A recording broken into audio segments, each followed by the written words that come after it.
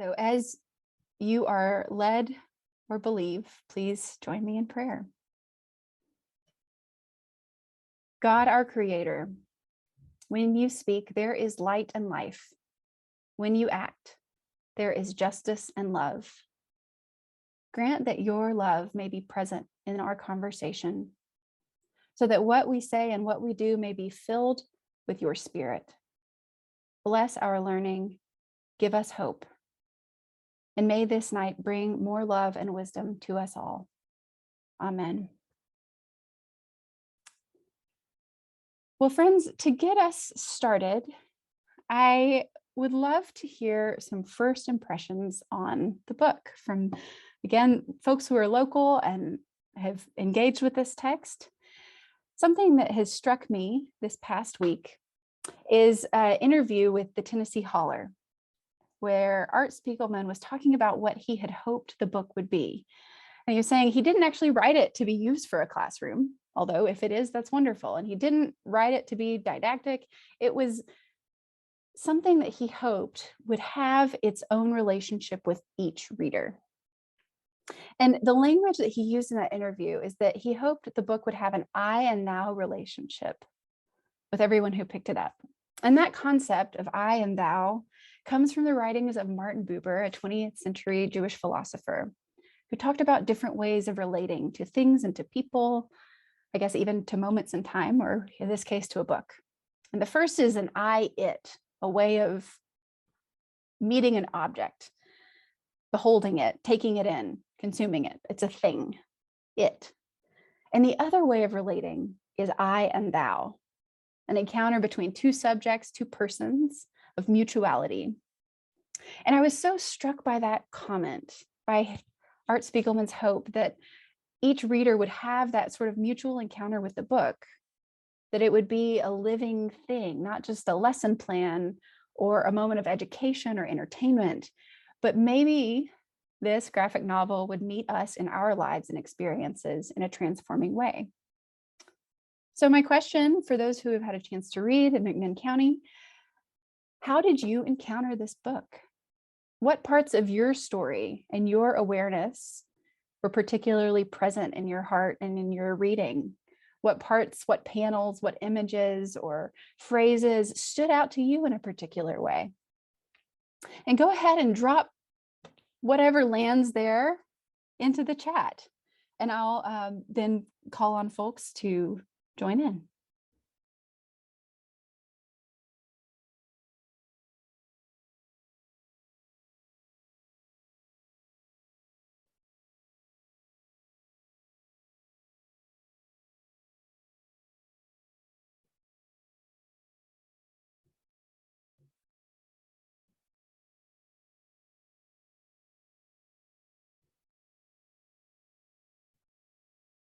I see Janine.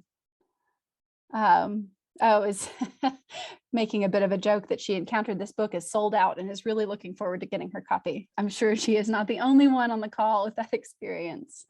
Whitney, would you like to jump in? Sure.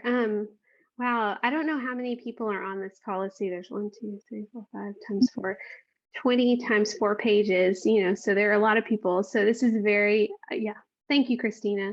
There's a lot of people on this call, so I can imagine that this is intimidating for people to share and talk about this book in front of so many people.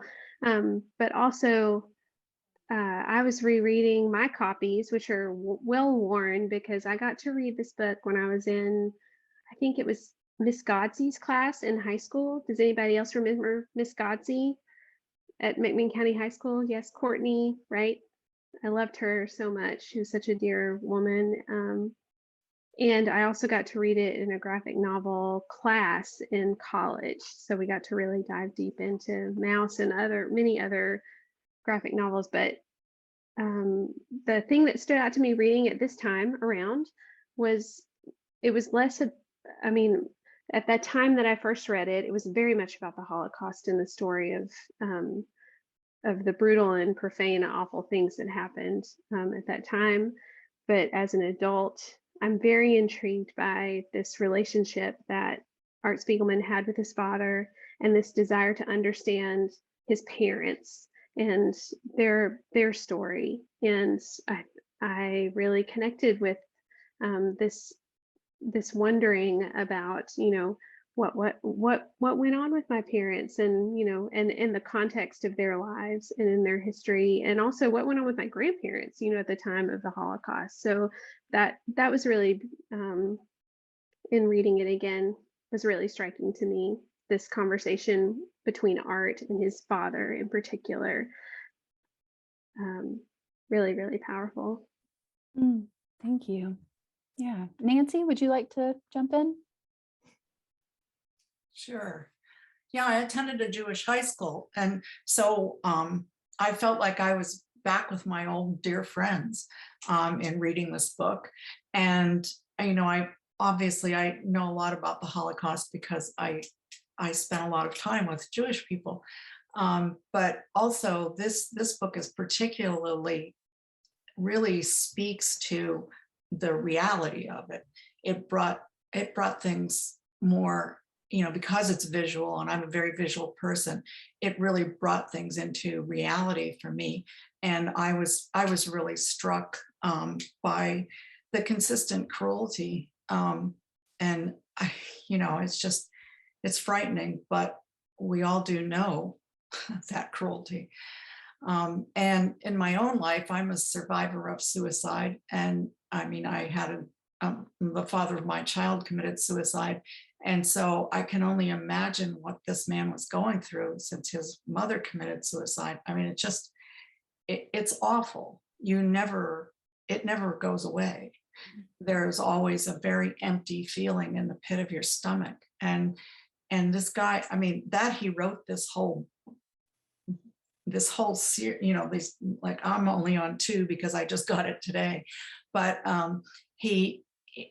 for him to sustain his art through this is really amazing. That is incredible. And I'm just amazed. That's all I can say. Thank you. That's powerful. Katie, would you like to jump in?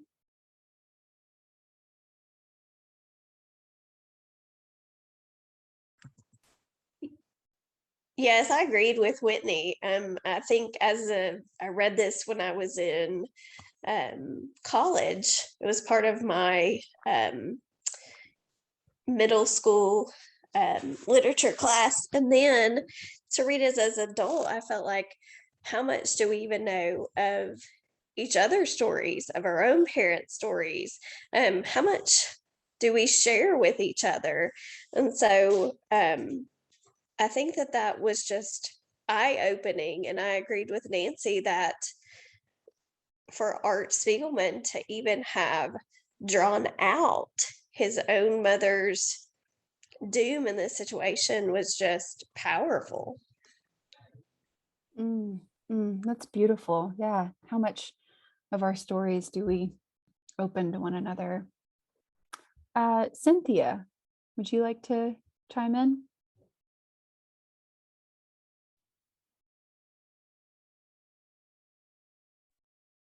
I read this, I think, probably when it first came out, which would have been 89, and hadn't read it since then. But what always struck me that resonates and triggers me as a Black person identifying with being persecuted is always that initial hope that things are not going to be as bad as they turn out to be. That, and to know that it's going to be, it turns out really, really badly. I could not get past that because I've been in many situations where I was afraid, we're in the wrong town, it's the wrong time of day, but you're scared to death, but you're just hoping that these people that I am about to encounter, will not create a situation that's going to be as bad as it looks like it's going to be. So even I was 31 or 2, and I still remember I know that's a weird thing to remember, but that's what has always stuck with me.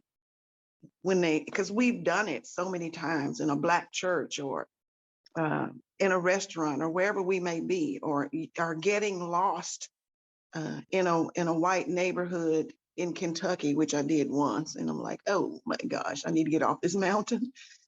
But just hoping that initial hope that it's not going to be as bad as it seems, but you often find out that it is. So that resonated.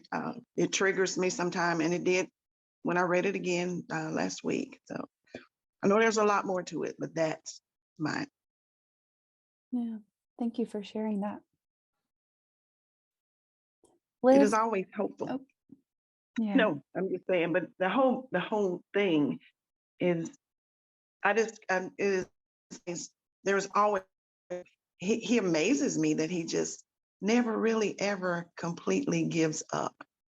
And I think that's what we should do, even in the midst of a struggle that looks hopeless. Just keep the faith. Thank you. Thank you for sharing. Liv Cook, would you like to jump in? Yeah. So I think I read this book a while ago, but I was able to refresh on it. And I think, I'm not Jewish. I can't relate to the Jewish story or what it's like to be persecuted in that way. But I think what struck me the most was these two fronts of mental illness and intergenerational trauma, and that transmission of trauma to your kids. I was looking, and there's something on the inner flap that says, at all levels, this is the ultimate survivor's tale, and that too of the children who somehow survive, even the survivors. I'm the child of a soldier who had PTSD, the child of two parents who are mentally ill, and I struggle with my own mental illness even still. So reading this story and having that relationship of I know what it's like to sit there and argue with a parent about these things and doing your damnedest to try to understand where they're coming from. And it's really difficult to kind of have to share in that trauma with them and carry the things that they didn't even realize they were giving you. So it's a really important story, I think, for everyone to read. And I think, especially even us poor white kids in Wayne County have something that we can hold on to with it, which I think is just so powerful. And I don't even know if Art Spiegel realized that's what he was doing when he wrote it, that some kid in East Tennessee is going to be reading it. But yeah, it was really beautiful to kind of have that catharsis when reading it. Thank you so much for sharing. Yeah. Well, there are several more questions, but I think we need to move ahead. So hopefully at the end, if we keep ourselves on track, we'll come back. But we've got some really other great places to go tonight. So now I want to turn it over to Jack, who graciously agreed to share with us from his study and experience why we need to study this. Why do we need to keep talking about the history of the Holocaust and what's important there for us? Yeah. So first of all, thank you to St. Paul's for having me and for having this really important conversation. As a Holocaust educator, this is exactly what I think needs to happen. I've only been here at Tennessee Wesleyan for about 3 years. I teach history classes and European history, and there's only two of us. And so even though my background is in Russian history, I teach class on the Holocaust. And in a similar way, I feel, maybe a bit like what Claire was saying, kind of chose me, as I'll get to. And I'm not a Tennessean, but I am an Appalachian, fellow Appalachian from West Virginia. And, it's definitely part of my life's work to get to teach young people in Appalachia that while our mountains certainly are the prettiest and the best, there's a whole world outside of it. So that's sort of where I'm coming from. And I was asked to talk about, my experience teaching the Holocaust and why I think it matters. And I thought there's a particular aspect of this, which is about teaching it here in East Tennessee. And so most of our students are at TWU from the surrounding 9 counties. And I'm teaching the Holocaust right now. Actually, we met today. And so to foist my work onto them, I asked them why they think it's important.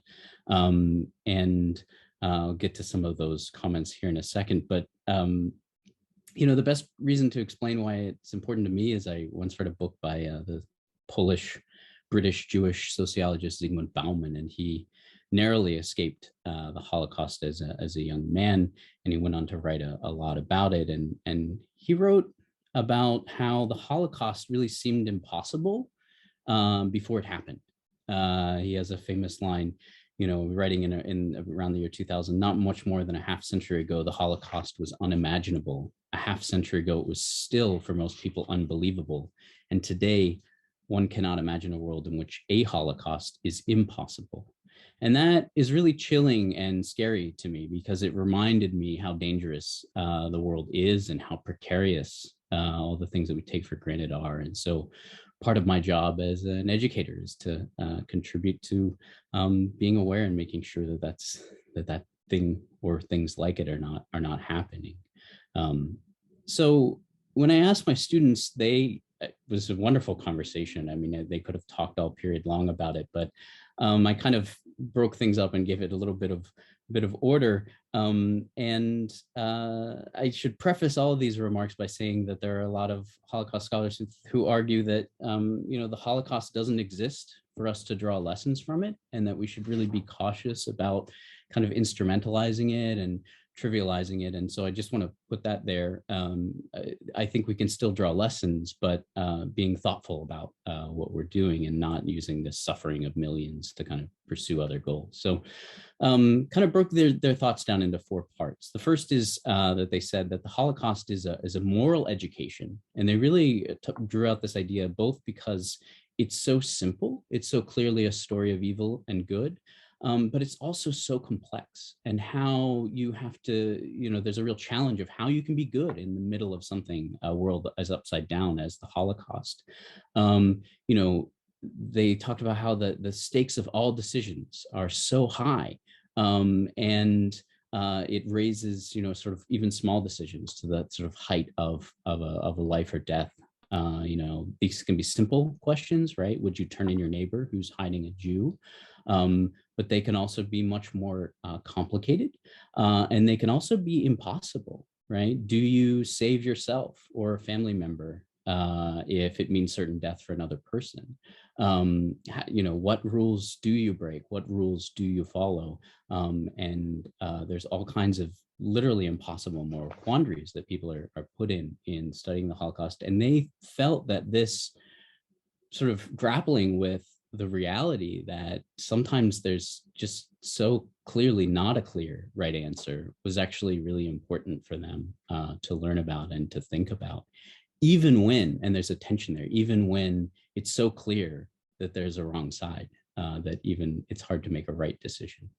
The second was, kind of talking about empathy and how studying the Holocaust for them really they felt like was a way that they really got engaged and deeply interested in history about people who were really different than themselves. Nearly all the students remarked about how gripping the Holocaust was, and I kind of pressed them on why these stories in particular. And there was something about the sort of innocence of these people who were at the same time not at all like them, and in the other ways just like them, because these were ordinary people. It's not a story of famous generals or kings and queens, but it's ordinary people caught up in these horrifying, extraordinary circumstances.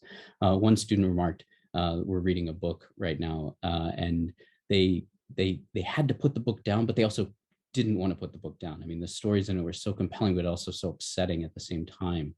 And that those just having to sit with kind of the hopelessness of it and the difficulty of it was actually something that was really important for them. And this is also connected to a third thing that many of them said about diversity, learning about how the people targeted by the Nazis, and we talk about in our class, not just Jews, but also homosexual men, Jehovah's Witnesses, communists, Germans of African descent, and Roma, who were also targeted by the Nazis and faced repression, and how scary it was, to think about these people who are viewed as outside of society, how alone, how ostracized they felt. And they were very worried about, what are the ways this can be recreated as well in a situation that's not the Holocaust, but that's still quite awful. And they all connected this to the kind of necessity of having voices in the story of the people, of the Jews and the others who were targeted by this kind of first-person account. All of them remarked on being important to them. And finally, all of them talked about how, or almost all, talked about how we need to learn about this so it doesn't happen again and it doesn't happen here. And as an, person who thinks about this stuff very critically, I really pushed them on this because it can be a truism that people just say. And I asked them, do you really believe, that the Holocaust could happen in McMinn County? And the most startling thing about it is none of them said no outright immediately. All of them paused to think about that. And even while they tended to downplay it, I think their deeper study of the Holocaust and how it came about really made it so that they couldn't simply dismiss it and downplay it, which is, we know, is a crucial part of Holocaust denial, is downplaying as much as denying it. And that was really connected to a major concern they all had, that, going to schools in East Tennessee, they felt that most of them had learned something about the Holocaust, but that it was very inadequate, that there was a lot of misinformation, and that it was rarely enough, and that it was, in their opinion, the teachers and the parents who were squeamish about it, and the students actually wanted more. And they kept saying, we're not fragile, don't hide the reality of the world from us. You're hurting us more by not letting us learn about the world as it is than by putting us in a bubble. One of them said, a book is probably one of the safest ways to learn this history. And I really think that there's a lot of truth in that statement. And I was surprised by how much they wanted to learn about this more and felt they weren't getting it. So I'm going to close my comments with just a final thought. If we accept the premise that I do, that something like the Holocaust, maybe not in particular, but something like it could happen, and there have been genocides even in places that look a lot like the United States in my lifetime, like say Bosnia, we have to recognize that only one part of this is about hatred and bigotry, that real extreme hatred and bigotry burn out rather quickly, and how so much of this is carried out by kind of relatively mild or maybe even not particularly anti-Semitic people who are just going along because it's the logical thing to do. That's why I think that morality question that they glommed onto is so interesting. Making sure that the trains run on time, even if they are trains carrying people to Auschwitz, reporting your neighbors so that you can get their apartment, not speaking out. All of these kind of things are various levels that implicated people in all of this. So it's at heart a project of hate and bigotry, but it's also apathy that killed a lot of people too. And so I think that one of the bulwarks against that is making sure that we can see each other as humans, even if they are being othered, even if they are being ostracized, hearing the voices of, warnings in stories like Mouse that are so accessible, so engaging, really are a crucial part of this, I think. And I just want to say that it's an important part, that remembering how the Nazis came to power was in part building a coalition based on moral panics. The idea that Weimar society was decadent and over-sexualized, and that led to part of their breakout success in the early 30s. And you could have people who were really worried about kind of morality and things like that supporting them, even if they weren't necessarily anti-Semitic. And so I think that's caused me a lot of pause about the discussion around this instance in particular with Mouse here in McMinn County. And we should really consider who we're making common cause with when we're talking about this morality. So I'll leave that there, and I'm happy to take any questions or comments. Wow, thank you so much, Jack. Do any folks here locally have a question that they want to pop in the chat?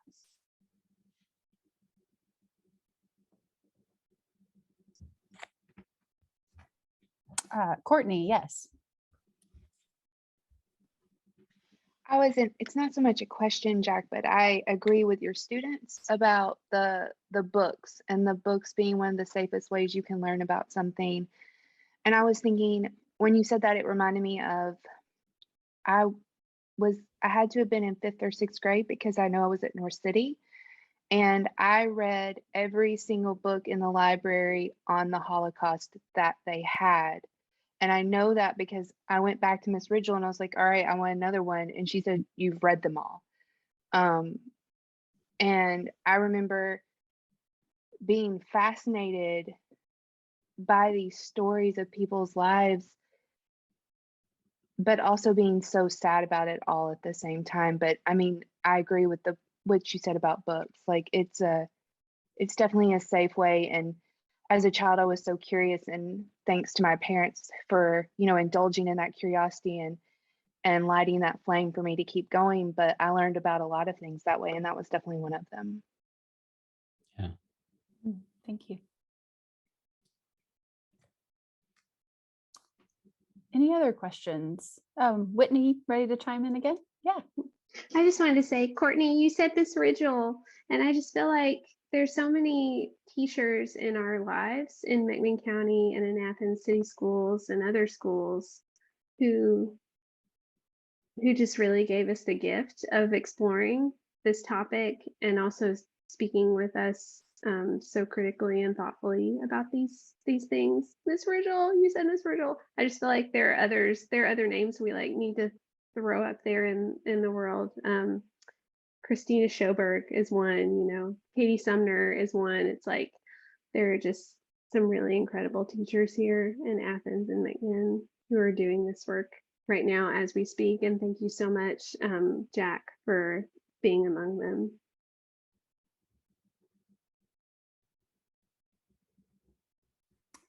We've got a question from Austin Sauerbry. Hey, Jack.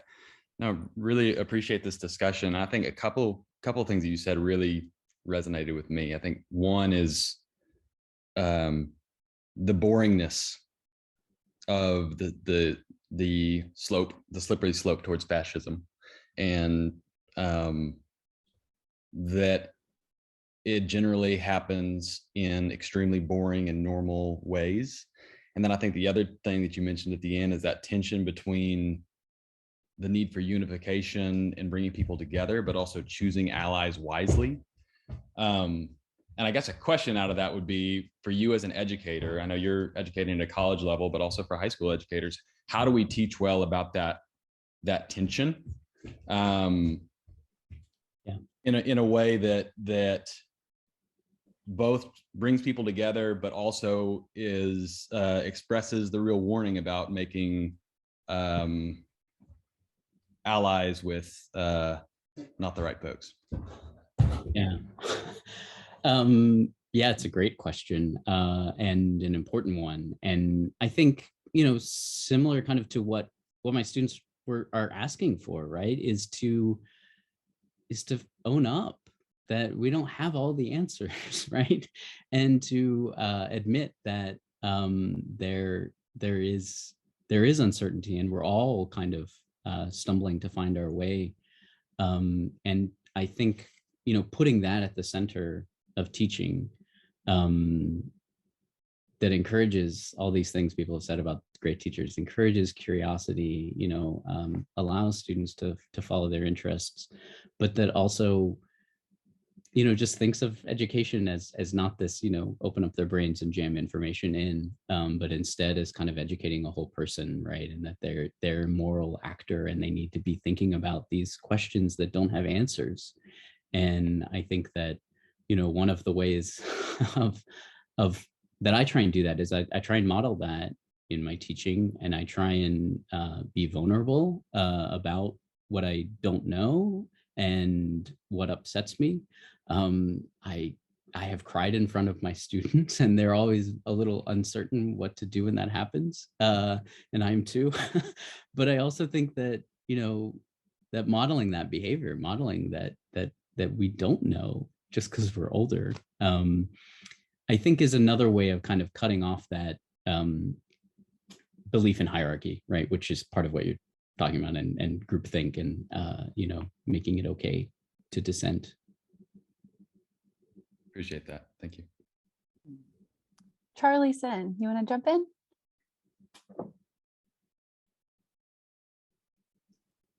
Sure. Thank you so much for this. Two questions, I guess. First, just curious, did the film Schindler's List come into the conversation in your classroom? We did not talk about it, no. Is that because the kids aren't aware of the film, or it's just it didn't show up?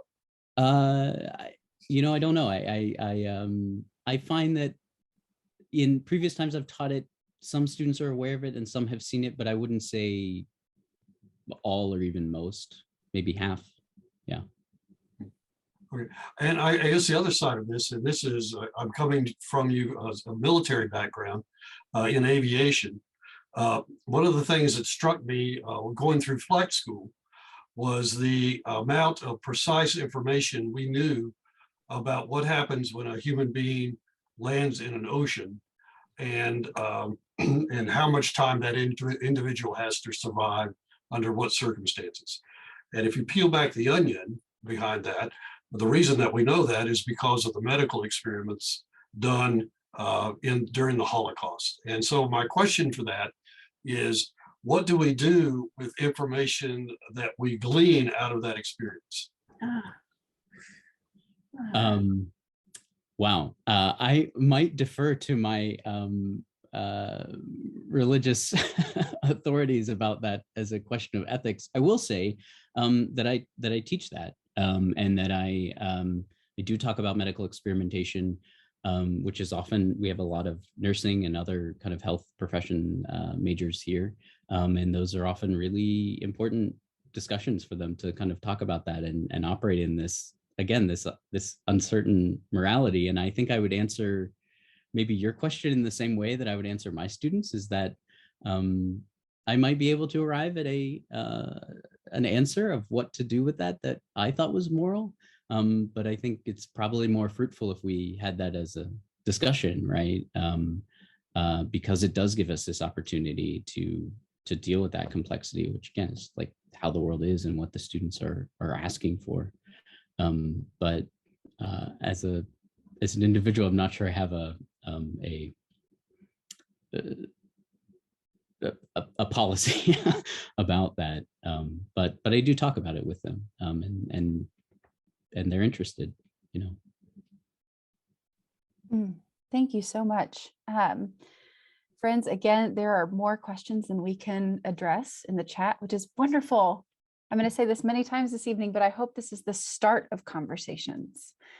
So now we're going to move to our next guest, Nate, who is going to speak with us some about, now that we've heard from Jack about the importance of doing this teaching on Holocaust, on hard histories, and the willingness to show up with vulnerability in the places where we have moral uncertainty or we don't know the answers.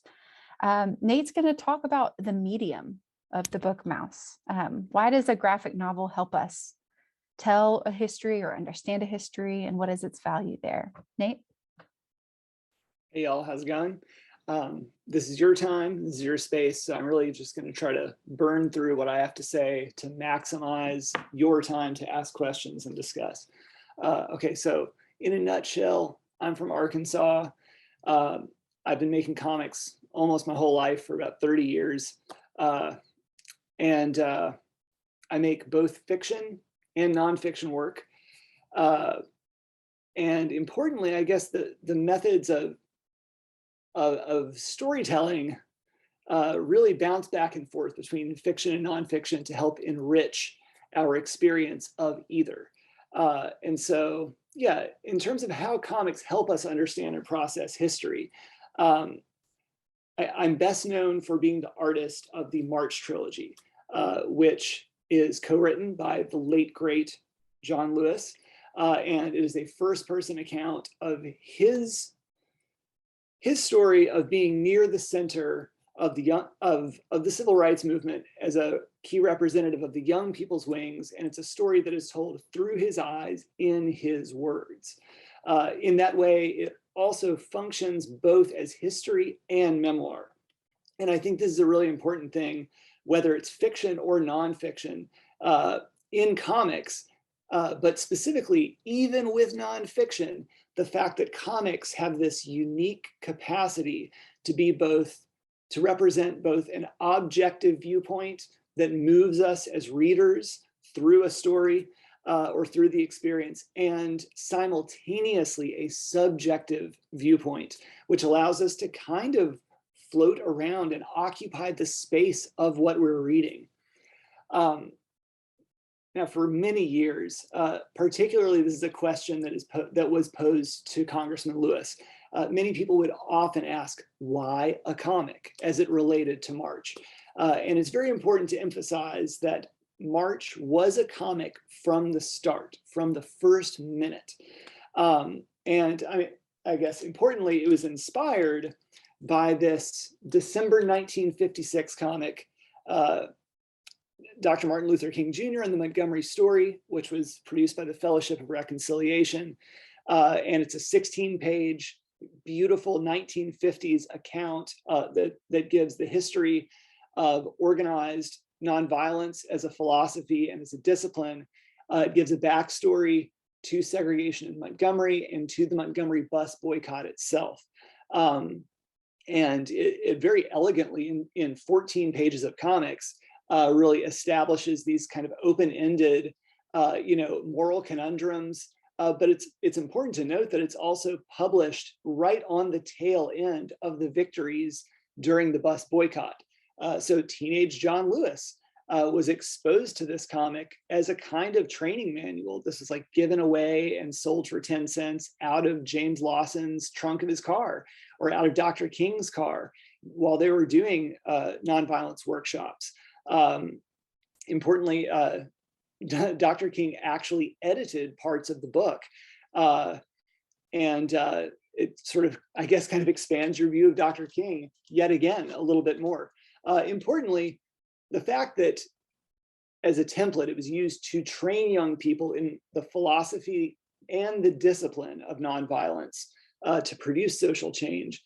But as a comic, its ability to convey this information and convey the history that was needed across class boundaries and across literacy boundaries, and later across language boundaries. It wound up being translated into Spanish and used in a lot of labor movements, not only in California with Cesar Chavez, but throughout Central and South America, and was translated and bootlegged over decades all across the world. Now, getting into the unique strengths of comics, which brought Congressman Lewis and Andrew to me and brought us together to make the March trilogy. I guess from my perspective, this is something that's really at the key of understanding the level of power that the reading experience of a comic can really give you, especially when reading nonfiction, when reading memoir, or when reading graphic histories. There's a level of immediacy that there are a lot of things happening in your brain simultaneously. And there's a level of immediacy when you're processing a comic, which is this magical combination of words and images, neither of which are really inseparable. But the ability to, for lack of better words, to walk around in other people's shoes more easily, to associate historical events or personal reflections of the author and sort of project those back onto your own experiences. A lot of things kind of skip the middleman when you're reading a comic. I think I'm going to defer to a really great quote from my colleague Miriam Labicki, who's a Canadian cartoonist and teacher, and also the descendant of Holocaust survivors and victims, but stating that comics creators both show and tell at the same time, which allows readers to follow threads that are complex and emotionally ambiguous. And I think this gets back to the core of some of the power of comics can lay in its inherent discomfort, it's lack of resolution. And a lot of that is because comics, when done well, are giving the reader a lot of credit. And part of that is this contract between a creator and a reader. And also she pointed out that readers consciously and unconsciously collaborate with the artists to make the images move, to make the narrative flow forward. And this is from a speech she delivered 5 years ago, but bringing it back into mouse territory. Like, think of mouse. When you see those stoic mouse masks, you mentally superimpose human expressions, maybe human faces that you know and that you love. And we found that in the process of doing March, even at the drawing table, time and time again, there was this personal kind of reflection and then this projection of associated experiences and memories, my own life, or even like reapproaching and revising and questioning what I had learned previously. But its ability to foster empathy and to put yourself in someone else's shoes functions, I think, on a faster and smoother level than by reading text and reading prose. It's a very active reading experience. Our brains are working like double time when you're really getting into a comic because you're synthesizing a lot of information, especially non-verbal information. And I think this is another point that I guess takes a moment to recognize what's happening when you're reading comics. A lot of times people get hung up on the images in comics, like they're extraneous to the textual information. People love to redivide the words and images in comics, and people get really hung up on what the content of an image may be. But often there's as much information that's being carried in the visuals that is not necessary to be carried in the words. I guess a good anecdote is that an early negative review of March Book 1, that was like an angry 1-star Amazon review, was something that I really took to heart. That was like, if you read through it, there's really only about 10 pages of information. It's a waste of your money. But to me, that was a really important thing to listen to recognize that when a comic, basically finds its wings and is able to expand outside of a smaller readership that's used to comics, there is a little bit of a speed bump. There's a literacy obstacle here that has to do with the fact that you're absorbing, you are reading, and carrying and processing information, whether or not you realize it.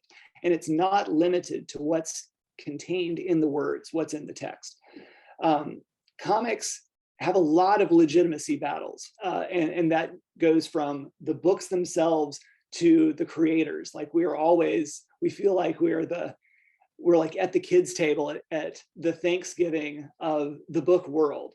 And that's fine, we're perpetually fighting to escape the notion that comics equals superheroes, even though many of us were raised through that, myself included. And Mouse was a huge part of victory in that long-term battle of legitimizing comics as an art form and as a medium, and so is March, frankly.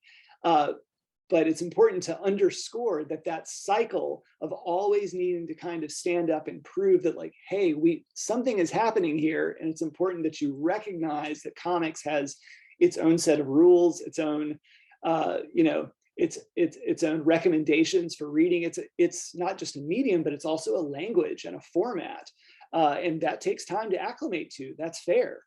So a lot of it, I think that oftentimes a lot of objections have some rooting in a misreading of comics as a medium or as a language. And it's also easy to dismiss comics as either being too lowbrow or too highbrow, or being pitched for too young of an audience or too old of an audience. And creatively and within our creative community and industry, that's something that people have been working out for decades, and thankfully have been able to kind of expand the reach of comics so that we are able to actually have tighter avenues, niches, subgenres, so that people have more of a sense of what they are stepping into. I guess going back to escaping the superhero limitations, at the same time, I feel like I'm sort of the counterexample, and I feel it's important to stick up for superhero comics instead of throwing them under the bus. It was the 1970s and 80s run of X-Men which gave me a social conscience in the first place. So being an 11 and 12-year-old kid at the end of the Cold War, who, like just loves metal and is, doing whatever 6th and 7th graders do, the narratives within X-Men finally provided a window, a lens through which I could see concepts in the world around me, like racism, sexism, homophobia, xenophobia, nationalism, and to understand these filtered through fiction and filtered through, at times, very unrealistic, over-the-top fiction. But it allowed this kind of framework so that I was seeing the world around me in a new way, and basically brought me around to having more questions. So I will always stick up for the X-Men, because that's sort of what brought me here today. Now, getting into history conveyed through comics. I'm almost done, thank you. Importantly, people telling their own stories in an accessible way is something that is uniquely suited to comics as a very accessible, very democratic, with a little d, medium. It literally just requires something to write with, something to write on, and an idea. Secret, it does not require drawing skills. Drawing skills are nice, not required at all. So bringing this to another person who is well-spoken, this is from Dr. Charlotte Shiley, who is the head of the narrative art and visual storytelling in Holocaust and human rights education, and is working on a graphic narrative series capturing survivor accounts. This art is by the previous person I quoted, Miriam Levicki. But as Dr. Charlotte states, most of the visual documentary and documents we have from the Holocaust are documents produced by perpetrators, by Nazis. And so it's extremely important to have survivors tell their own stories. And I think that's something that kind of threw me for a loop today, because that does the origin of the documentation that forms our collective memories of this history is largely coming from oppressor documentation. And so thankfully, there are spaces that are opened up for people to tell their own stories. Visual storytelling in graphic narratives is especially effective for life stories of survivors who were children during the Holocaust, because images often tend to be deeply imprinted in a child survivor's memory. I found that to be very helpful in an understanding of the value behind first-person storytelling in memoir and history. And that really brought us around to a lot of our focus, especially in books 2 and 3 of March. Congressman Lewis was very focused in avoiding basically a tale of giants and kings that was sort of a top-down hierarchical picture of the civil rights movement, just like the movement itself strived to be decentralized. But increasingly, we recognized it was important to highlight voices which were commonly swept under the rug, both at the time and moving forward, whether it's the many women organizers in the movement who are so easily dismissed or simply have names which get swept under the rug of history for decades, or whether it's someone like Bayard Rustin, a very important central organizer to the March on Washington, even dating decades before that, who was essentially forced out of having an upfront leadership position because he was gay. And at the time was also, because of that, perceived, despite sympathy, perceived as a weakness to the movement itself. And so these kinds of contradictions, ambiguities, and inner conflicts are also really important to know about. It's the messy stuff, it's the complexity that makes history worth learning. But I guess, and also I wanted to agree with what several people said early on about their takes rereading or reading Maus. It's important to note that Maus is about half about this intergenerational relationship between Art and his father. And every time I read it again, that thread becomes so strong and it resonates so much. And whether it's intergenerational reckoning with, just within families, or whether it's the passing on of intergenerational trauma, that really forms so much of the core of the book. And I guess my very last things I need to say are that comics don't need to shake the world to have value. They are also just stories.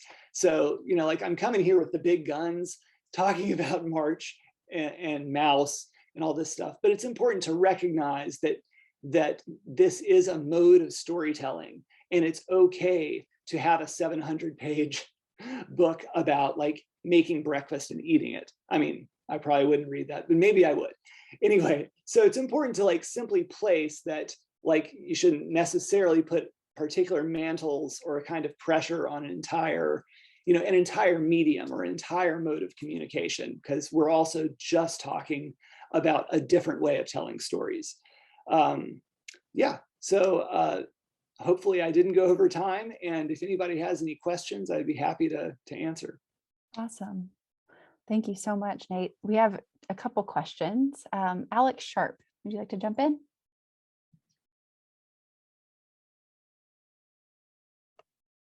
Hi, Nate. Huge fan. I loved March. Such a wonderful work. I am a librarian at the university, and I just wanted to say, I think it's really important that we have comics available for students and young adults and things like that to connect to reading and literacy, because a lot of students do not like to read books, but graphic novels give them a bridge to be able to see a story and visualize a story when maybe they are not capable of doing that themselves when they read. And I think especially with books like March and Mouse, it is such a vessel to teach these really important lessons in a way that is really approachable for students who maybe are not the ones who are big readers or love to read a book or whatever. This is the way to connect to those kids. And I think that especially March, it really is like such a pinnacle of that exact thought, you know, of being able to connect. And Mouse too, just it's such a survivor story. And I think we can all kind of, that all resonates with us, you know, survivor stories. I think we are all pulled in by, and these, you know, Mouse in particular does that. But I just wanted to comment on that as a librarian, saying I think comics play such an important role for those when you're trying to reach, you know, literacy goals and things like that. This seems like such a perfect venue for that.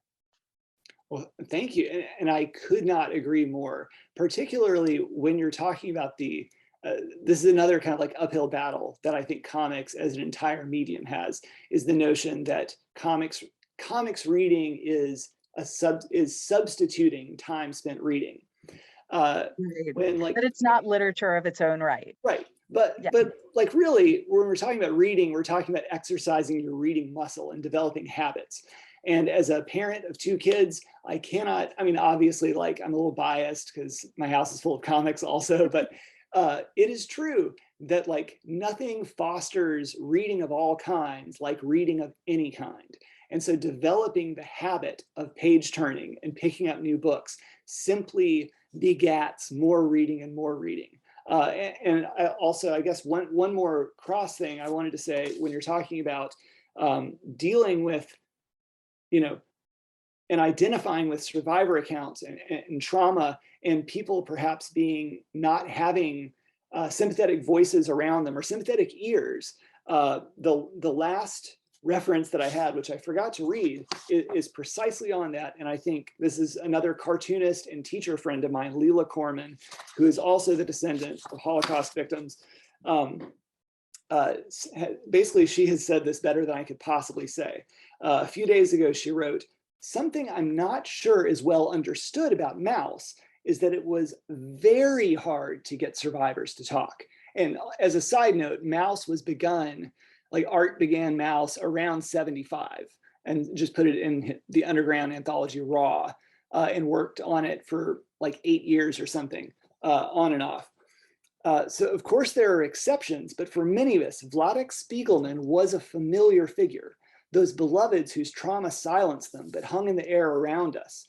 The silence was deafening. Whatever leaked through was beyond horrifying.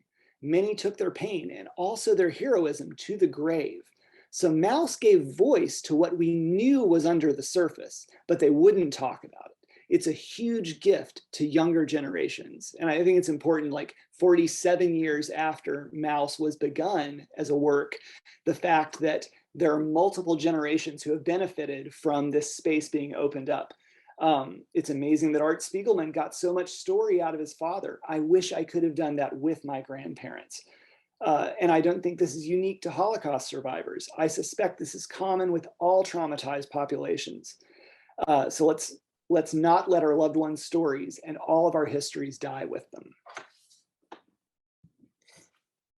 Wow, that is really powerful. Thank you, Alex, for bringing that great point, and Nate. So much incredible stuff here. I wish that I had blocked everybody off for about 4 hours tonight. I want to now turn to Lauren, who is going to think with us for a little while about what is our responsibility as people of faith as we encounter this book. Where do we go from here? How do we think about this faithfully? Lauren. Thank you. I'm so honored to be here, and I've been so blown away by everyone's comments. Nancy and Cynthia and just Whitney's, everyone's comments have been so edifying for me, and I'm privileged to be part of this conversation. Claire asked me to speak about how Christians specifically might read this text, what we might ponder about it as Christians. I know that not everyone in our we tonight is a Christian we, but I'm going to be speaking from that perspective, and what Christians might take away from reading Maus into our life in the church. I want to raise 4 questions in response to that invitation. The first question is simply, what does Christianity have to say about human beings' capacity for mass murder, for genocide? The Holocaust is, in some respects, unique. And in some respects, it bids unique Christian attention. And I will come to some of those uniquenesses presently. But the fact of mass murder is not unique to the Holocaust. Mass murder is a commonplace in human history. So what does Christianity have to say about our capacity for mass murder? We don't have time to answer that tonight, of course, but I will suggest that a Christian approach to that question invites some consideration of the Christian doctrine of the fall, which in turn entails some claims about who human beings are and some claims about sin. And it perhaps also invites consideration of the idea that perhaps one of the fundamental damages produced in us by sin is a desire to dominate one another. And since human beings evade being dominated, since one human being can't, in fact, ever manage to fully dominate another human being, what human beings sometimes do in the face of frustrated desire for domination is kill. And we see this in scripture as early as the story of Cain and Abel. We see also in scripture depictions of the need that human beings have to talk about our enemies in ways that allow us to convince ourselves that it is right to dominate them. And all of that is to say that Christian reflection on Maus might open up into reflection on the account that Christianity gives of human beings, of what kind of creatures human beings are, and of what it is to be a human being in a cosmos damaged by sin. Second, there's something much more particular for Christians to consider when considering Maus, and that is the role of the church and Christianity in the Holocaust. Like the topic of the doctrine of sin or Christian doctrine of human beings. This is a huge topic, this topic of the church and Christianity and the Holocaust, one we cannot begin to treat adequately tonight. But I will seed future reflection with the observation that although the church and Christianity are largely invisible in Maus, when Christians read this text, we should do so remembering that most of the non-Jewish characters in the book are baptized Christians.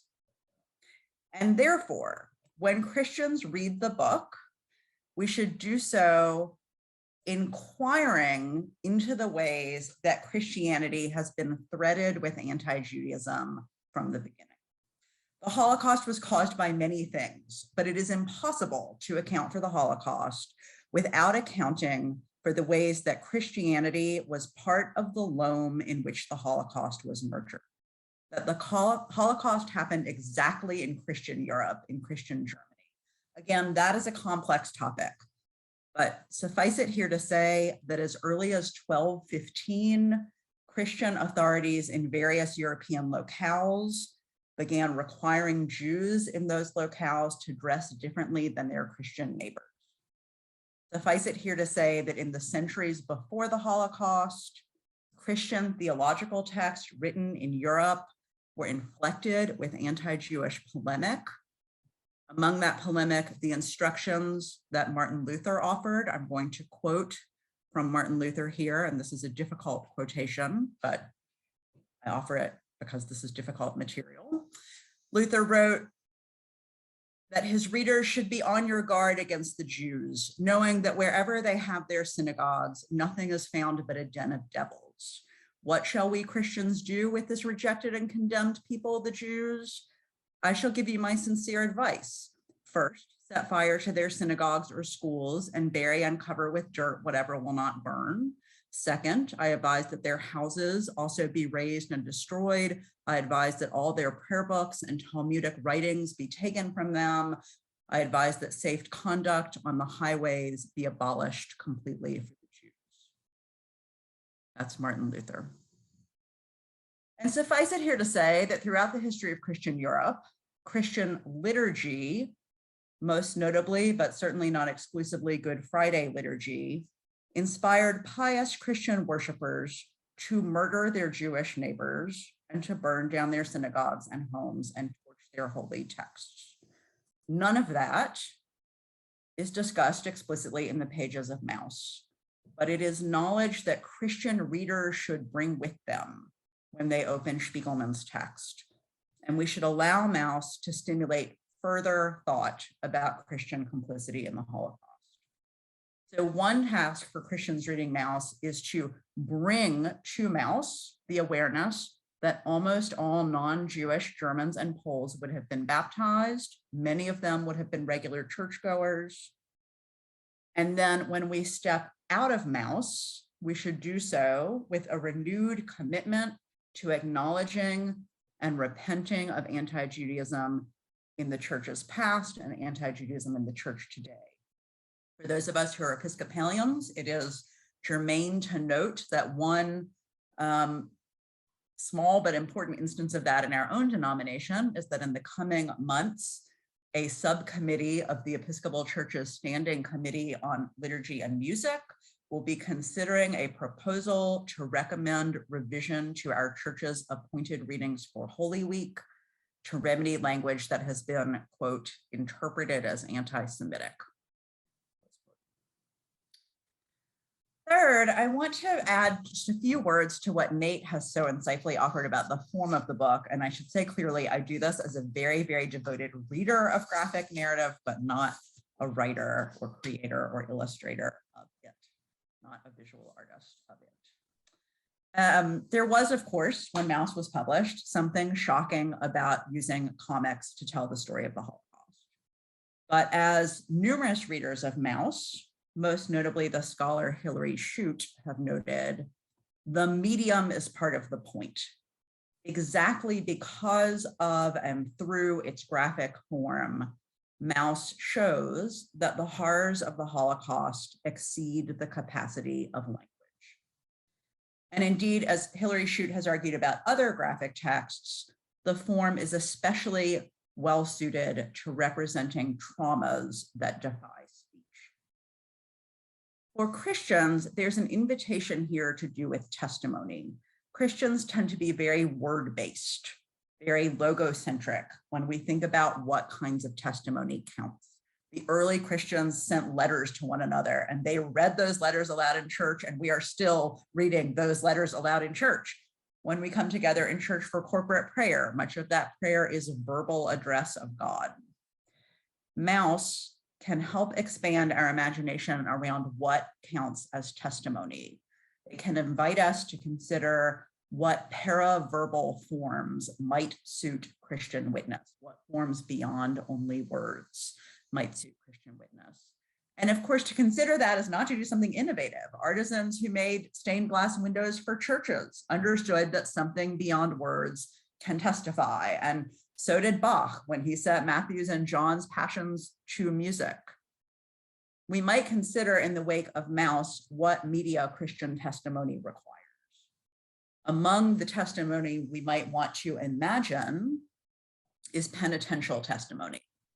Perhaps the acknowledgement of and repentance of anti-Judaism in the church is exactly the kind of testimony that cannot be met only with words.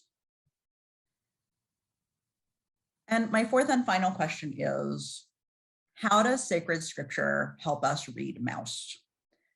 And I'll think about that question with just a concluding mention of the animals, which are of course such a distinctive feature of Spiegelman's text.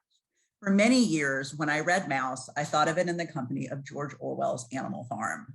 And only in preparing to be here tonight did it occur to me to think about the ways that Christian scripture uses animals to represent people and people groups. The book of Daniel represents 4 empires as animals, and at the end of the Christian Bible, Revelation uses animals to depict the enemies of the early church. In pondering all this, it was actually an ancient Jewish text, not a text from Christian scripture, a text written about 160 years before the birth of Jesus that I found most helpful. This text, known as the Animal Apocalypse, helped me see something that I hadn't yet seen about Mouse. The Animal Apocalypse tells the story of human history, depicting people and people groups as animals, and the children of Israel are depicted as sheep. Most of Israel's enemies are depicted as wild beasts, either predators that might kill sheep, or scavengers that might feast on the carcasses of sheep. Now, we could discuss what's at stake in Spiegelman's decision to render Jews as mice, but I would rather close by considering his choice to draw the Germans as cats. Cats, of course, are the predators of mice. But I think there's more to be said, and that 2nd century BC Animal Apocalypse helps us to say it. Unlike the enemies of sheep in the Animal Apocalypse, which were ravens and hyenas and tigers and lions, the enemies in Mouse are cats, house cats, domestic animals. There are some cats on our Zoom tonight. Everyday animals, ordinary animals in our homes, intimate with us. That is how Spiegelman chose to depict the evil of Nazism in his text. As ordinary animals, animals we find in our homes, intimate with us. We'll stop there. Thank you, Lauren. That's incredible food for thought. I think we've got time for maybe a couple questions for her. Would anybody like to drop your name or your question in the chat?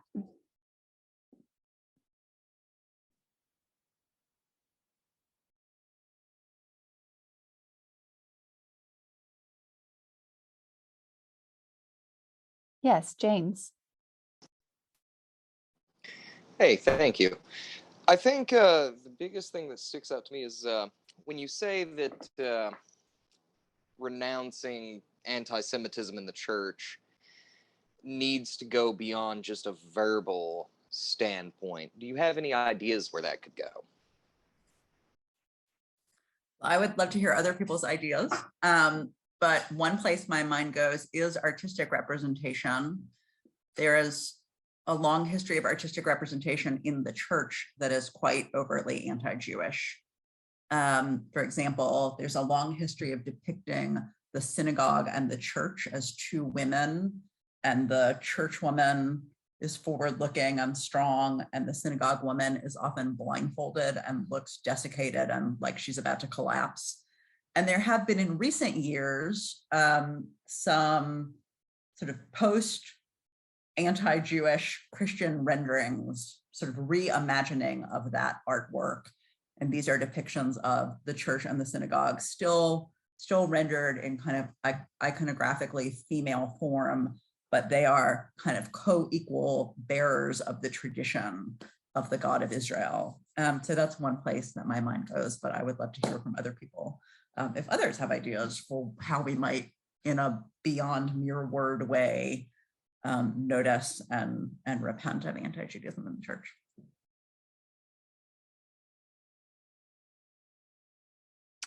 Would anybody else like to chime in, either in response to James's question in conversation with Lauren, or with another question or comment?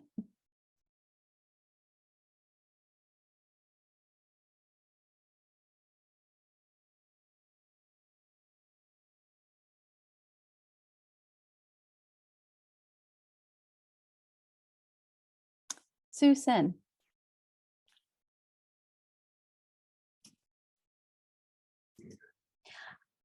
I just wanted to say that I felt like I really got to know the father very well, because his son, when he wrote what his father was saying, let his natural speech come out.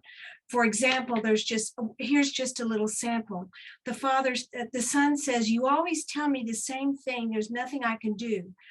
And the father says, "But I haven't with whom else to talk." And I know you all, notice that type of phrasing throughout the story. And I don't know why, but I felt like I really knew him because of that type of speech.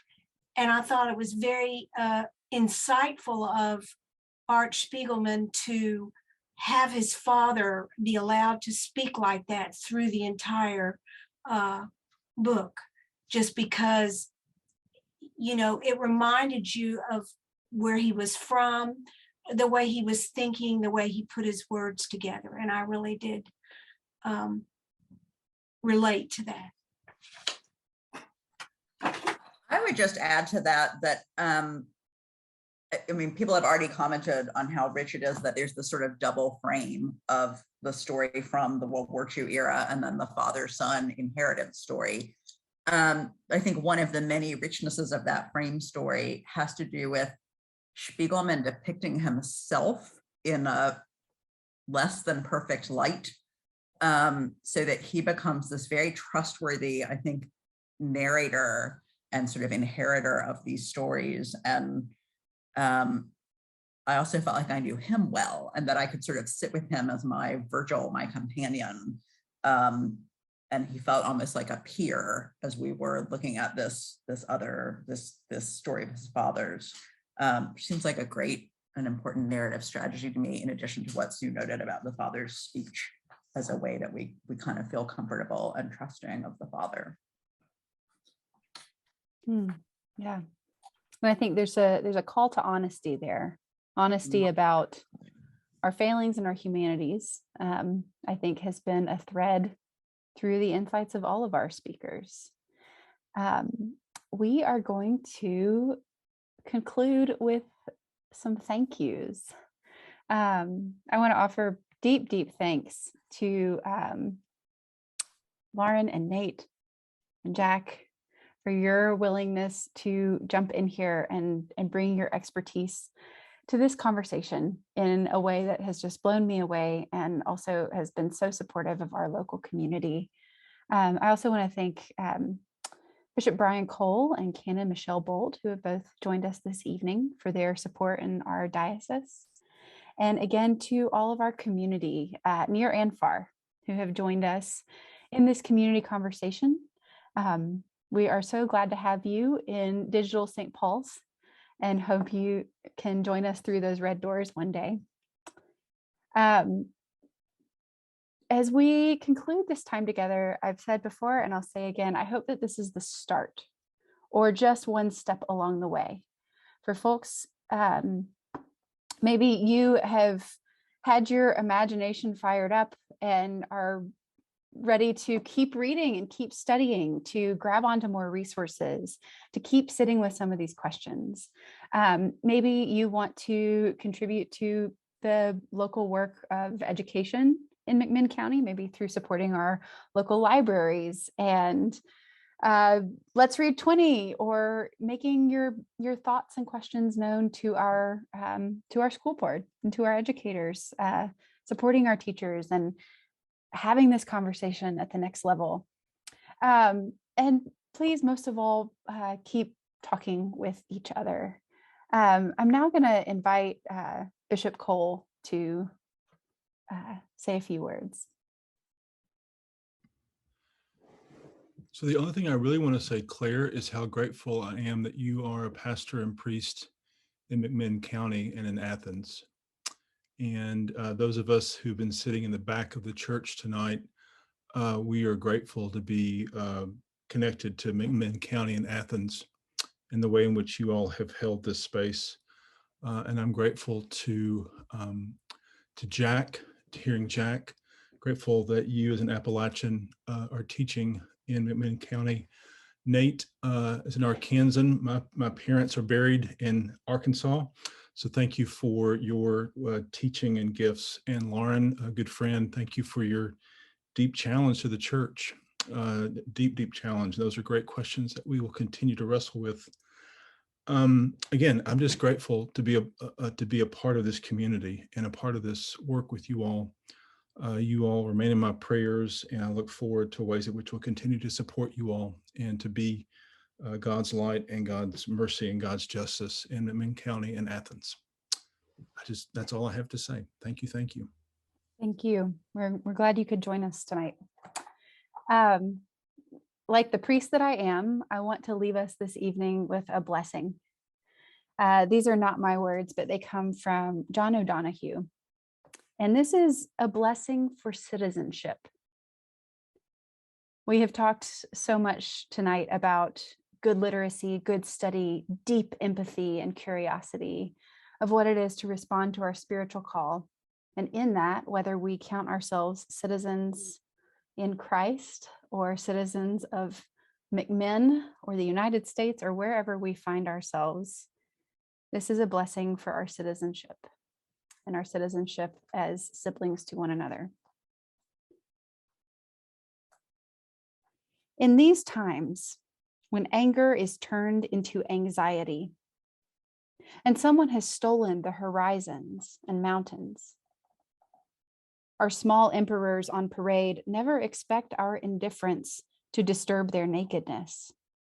They keep their heads down, and their eyes gleam with reflection from aluminum economic ground.